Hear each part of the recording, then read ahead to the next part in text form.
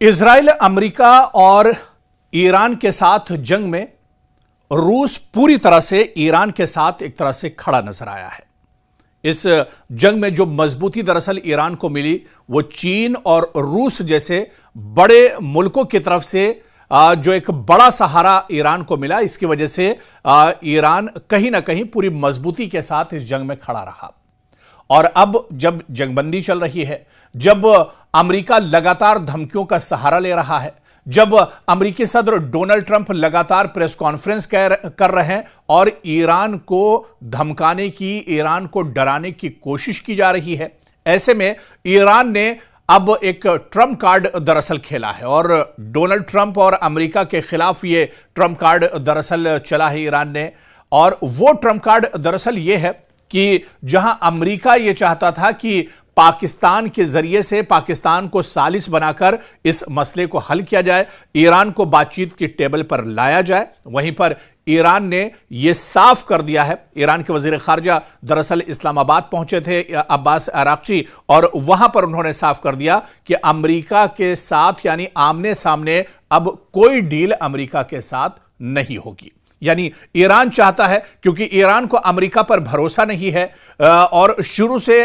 America ने भी Iran को अपने कॉन्फिडेंस में नहीं लिया है, लगातार धमकियों का सहारा दरअसल डोनाल्ड ट्रंप ले रहे हैं। इसी वजह से अब ईरान ने भी आगे से चलते हुए यह साफ कर दिया है कि अमेरिका के साथ आमने सामने की अब कोई बातचीत ईरान दरअसल नहीं करेगा, कोई समझौता, कोई डील अब अमेरिका के साथ आमने सामने नहीं होगी, बल्कि अब अगर कोई डील होगी तो वो सालिस के जरिए से होगी। फिर ईरान ने सालिस किसको बनाया है? आप देखिए कि पाकिस्तान पहले से सालिस का किरदार अदा कर रहा है, तो वहीं पर अब दरअसल मास्को भी पहुंचे हैं ईरान के वजीर खारजा अब्बास अराक्ची और रूस के सदर व्लादिमीर पुतिन। इसके अलावा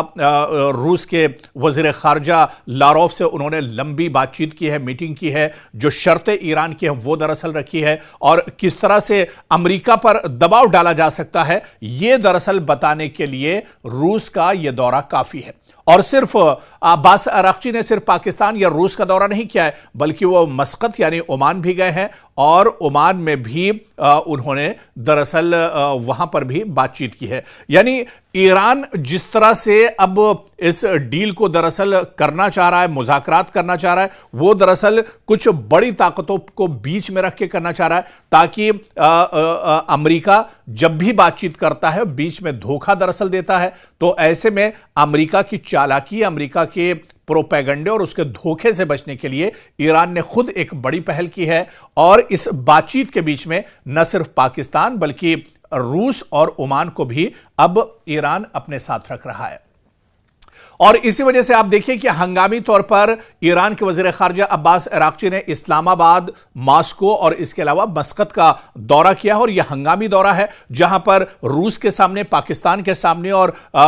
ओमान के सामने उन्होंने अपनी जो डील है, जो शर्तें हैं, वो एक तरह से रख दी हैं। और ईरान ने यहां पर भी साफ कर दिया है कि अमेरिका के साथ कोई आमने सामने की बातचीत नहीं होगी, क्योंकि अमेरिका पर भरोसा नहीं किया जा सकता है। इस वजह से अब जो बातचीत होगी वो दरअसल रूस के साथ मिलकर होगी, ओमान के साथ मिलकर होगी और पाकिस्तान जब टेबल पर होगा तब यह बातचीत होगी। यानी ईरान यह चाहता है कि सालिस के साथ यह एक बातचीत की जाए, ताकि अमेरिका फिर अपने किए हुए किसी वादे से पीछे न हटने पाए, अमेरिका कोई प्रोपेगेंडा न करने पाए। इस वजह से दरअसल ईरान ने यह ट्रंप कार्ड एक तरह से चल दिया है और अब कहीं ना कहीं जिस तरह से अब्बास अराक्ची ने इस्लामाबाद, उसके बाद मास्को और फिर मस्कत का दौरा किया है, ऐसे में यह डोनाल्ड ट्रंप के लिए बहुत बड़ा झटका है, इजराइल के लिए बड़ा झटका है। अमेरिका दरअसल इस तरह से सोच भी नहीं पा रहा था, जहां से अब पहले से ही एक पहल ईरान ने कर दी है। यानी अब जब ईरान और अमेरिका के दरमियान बातचीत होगी तो वहां पर दुनिया की कई बड़ी ताकतें मौजूद होंगी, वो दरअसल गवाह होंगी कि क्या बातचीत हो रही है, किन किन शराइत पर बातचीत हो रही है, किस किस पॉइंट पर सहमति बन रही है, रजामंदी हो रही है। तो ये तमाम चीजें अब दरअसल मॉस्को यानी व्लादिमीर पुतिन के सामने भी होंगी, इसी तरह से ओमान के सामने होंगी और फिर इस्लामाबाद में आसिम मुनीर और शहबाज शरीफ के सामने भी तमाम चीजें एक तरह से होंगी, क्योंकि पाकिस्तान अमेरिका के दबाव में काम कर रहा है। ये जग जाहिर है। पाकिस्तान जो ईरान से अमेरिका की मुज़ाकरात पर लाना चाहता है, वो डोनाल्ड ट्रंप के दबाव में लाना चाह रहा है और इस बात को ईरान भी दरअसल बहुत अच्छे से समझ रहा है। तो इसी वजह से ईरान भी पाकिस्तान पर उतना भरोसा नहीं कर रहा है। इसी वजह से ओमान को और फिर रूस को एक तरह से ईरान ने अब इस बातचीत के बीच में डाला है, यानी अब ये सालिस का किरदार अदा करेंगे। ऐसे में अब डोनाल्ड ट्रंप दरअसल तिलमिलाए हुए हैं, बहुत परेशान हैं, क्योंकि रसा जैसी बड़ी ताकत अब कहीं ना कहीं इस बातचीत में शामिल हो रही है। तो ऐसे में अब डोनाल्ड ट्रंप का अगला कदम क्या होता है, अमेरिका का अगला कदम क्या कुछ होगा, यह देखना बहुत अहम होगा। लेकिन बातचीत में भी एक तरह से ईरान ने मैदान कहीं ना कहीं मार लिया है। मशरिक़ वस्ता में हालात भले ही पटरी पर लौट रहे हों, लेकिन कशीदगी अभी भी बरकरार है, क्योंकि मुस्तकिल जंगबंदी हुई नहीं है। सिर्फ और सिर्फ एक तरह से अभी कहीं ना कहीं सीज फायर चल रहा है, यानी वक्ती तौर पर जंगबंदी का दौर चल रहा है। लेकिन इस बीच ईरान ने अमेरिका को बहुत बड़ी वार्निंग दी है। ईरान लगातार दरअसल बातचीत करना चाह रहा है, बातचीत के टेबल पर आना चाह रहा है और ऐसे में वो चाह रहा है कि अमेरिका भी खुले दिल के साथ आए, क्योंकि अभी तक जो बातचीत हुई है उसमें अमेरिका की नीयत दरअसल साफ नहीं दिख रही है और अमेरिका भी दरअसल इजराइल के दबाव में ये तमाम चीजें कर रहा है। डोनाल्ड ट्रंप के जो बयानात हैं उससे भी ये जाहिर हो रहा है कि अमेरिका की कहनी और करनी में दरअसल फर्क है और इसे ईरान दरअसल बहुत अच्छे से समझ रहा है। और इस बीच आपको बता दें कि ईरान ने अब एक तरह से बड़ा हमला अब अमेरिका पर किया है, डोनाल्ड ट्रंप पर किया है और ईरान के वजीर खारजा अब्बास अराक्ची ने साफ साफ अंदाज में दो टूक अल्फाज में कहा है कि ईरान दरअसल किसी तरह की पाबंदी, किसी तरह की धमकी, किसी तरह की जोर जबरदस्ती से डरने वाला नहीं है, क्योंकि ईरान दरअसल पहले ही पिछले 40 सालों से लगातार इस तरह की पाबंदियों को झेलता रहा है। तो ईरान दरअसल इन तमाम चीजों का आदी रहा है और ईरान पर इन तमाम चीजों का कोई असर पड़ने वाला नहीं है। आप लाख पाबंदियां ईरान के ऊपर लगा लीजिए, लाख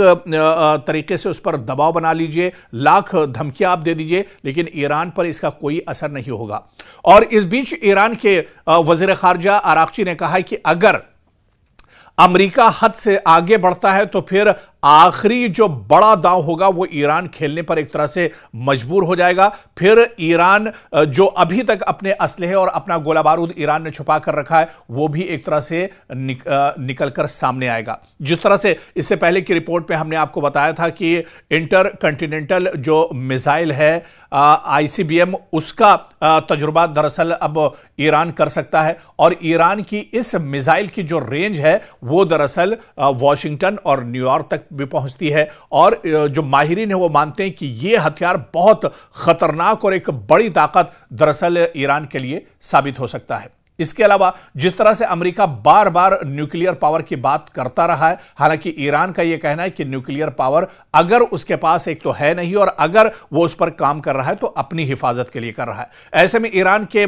वजीर खारजा अब्बास अराक्ची ने कहा है कि अगर जरूरत पड़ी तो न्यूक्लियर जो असलहा और गोला बारूद है उस पर भी एक तरह से ईरान काम करेगा और जरूरत पड़ी तो वो भी अमेरिका के ऊपर ईरान एक तरह से आजमा सकता है। अगर पानी सर के ऊपर चला जाता है तो फिर यह कदम ईरान उठाने पर एक तरह से मजबूर हो जाएगा। आप देखिए कि इस जंग में न तो जंग की हालत में ईरान अमेरिका से पीछे रहा है, मैदान में भी एक तरह से ईरान अमेरिका से कहीं पीछे नहीं रहा है। जहां पर अमेरिका और इजराइल ने बड़े पैमाने पर तेहरान और ईरान के दूसरे हिस्सों पर बड़े हमले किए, हजारों लोग मारे गए, बड़े पैमाने पर जानी और माली नुकसान हुआ, तो वहीं पर ईरान ने भी मुंहतोड़ जवाब दिया। मशरिक़ वस्ता में जहां भी ईरान का इंफ्रास्ट्रक्चर, ईरान का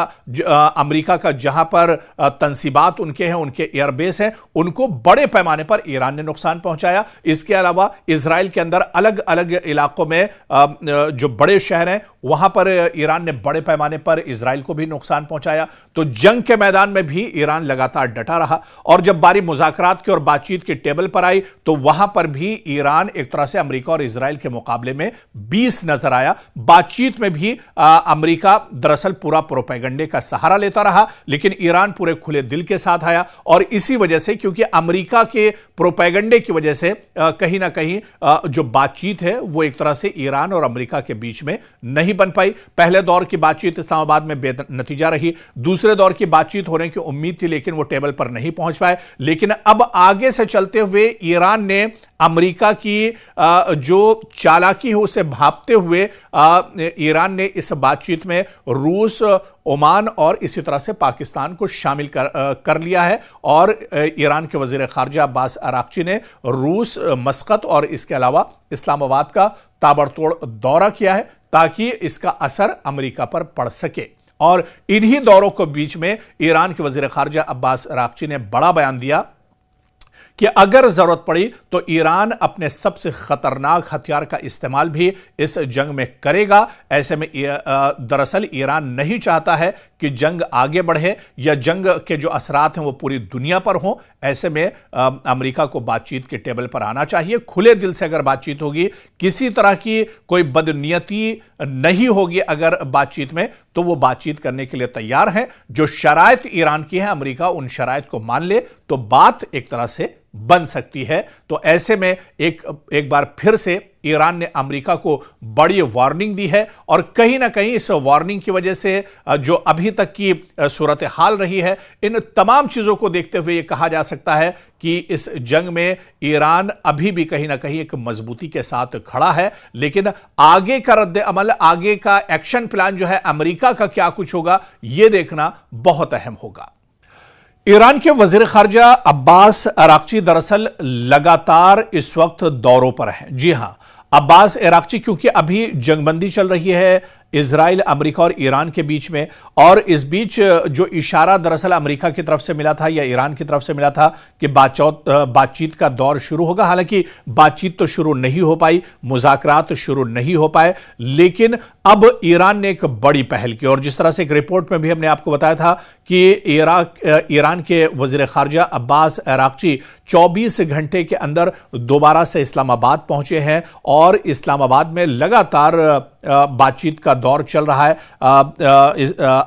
पाकिस्तान के जो आर्मी चीफ हैं और पाकिस्तान के वजीर आजम शहबाज शरीफ, उनके साथ लगातार ईरान का जो वफ्द है वो बातचीत कर रहा है। और फिर इस्लामाबाद से अब अब्बास अराक्ची रूस पहुंचे हैं और रूस में भी रूस के सदर व्लादिमीर पुतिन से वो मुलाकात करेंगे और उनकी इस मुलाकात पर दरअसल पूरी दुनिया की निगाहें टिकी हुई हैं जब अब्बास अराक्ची रूस के सदर व्लादिमीर पुतिन से मुलाकात करेंगे। और यह मुलाकात दरअसल कई मानों में बहुत अहम मानी जाती है। रूस दरअसल इस पूरी जंग के बीच ईरान के साथ रहा है। रूस दरअसल बीच बीच में यह भी कहता रहा है कि जंग रुकनी चाहिए, बातचीत के जरिए ही मसला हल होना चाहिए। तो ऐसे में अब अब्बास अराक्ची जो दुनिया की एक और बड़ी ताकत है यानी रूस, वहां के सदर व्लादिमीर पुतिन से मुलाकात करेंगे और इस मुलाकात पर पूरी दुनिया की निगाहें तो होंगी ही, लेकिन डोनाल्ड ट्रंप की निगाहें भी इस मुलाकात पर टिकी होंगी। और इसके अलावा दरअसल अब क्या कुछ बातचीत होती है, क्योंकि जो माहिरीन और एक्सपर्ट हैं वो बताते हैं कि अब्बास अराक्ची यानी ईरान की जो शर्तें हैं इस जंग को रोकने के लिए, मुस्तकिल तौर पर जंग को रोकने के लिए जो शर्तें ईरान की है, उन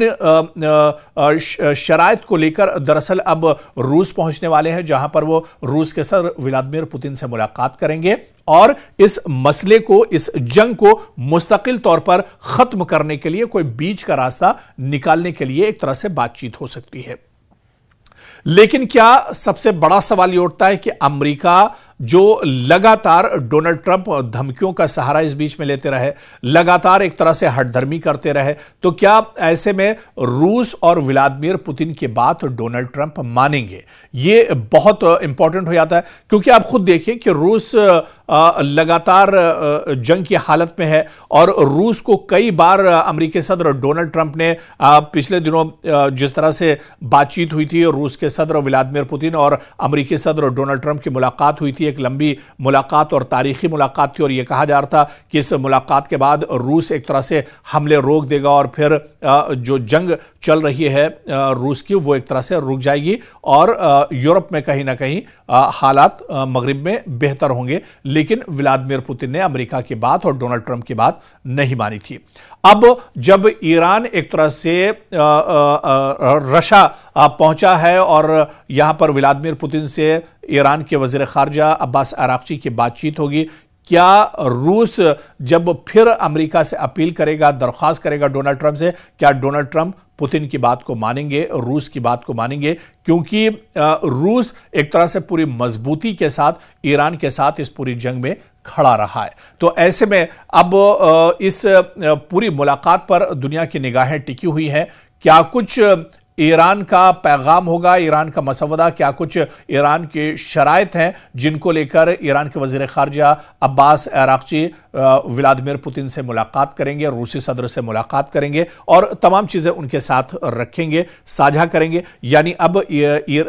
दरअसल रूस भी एक सालिस का किरदार अदा कर सकता है